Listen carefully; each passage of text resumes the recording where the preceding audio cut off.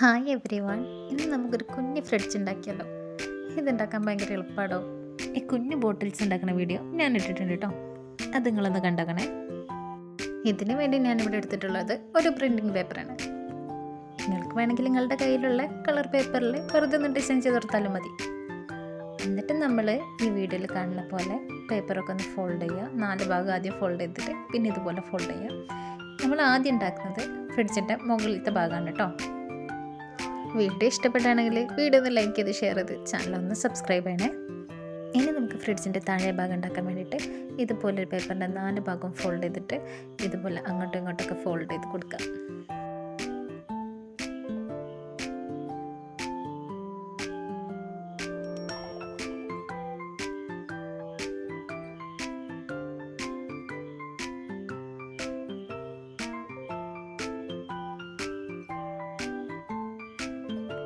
ഇപ്പം നമ്മൾ ചെയ്ത പോലത്തെ 2 ഉണ്ടാക്കിയിട്ട് ഒന്ന് ഇതങ്ങനെ ഒന്നിങ്ങനെ വെച്ചെടുക്കണം.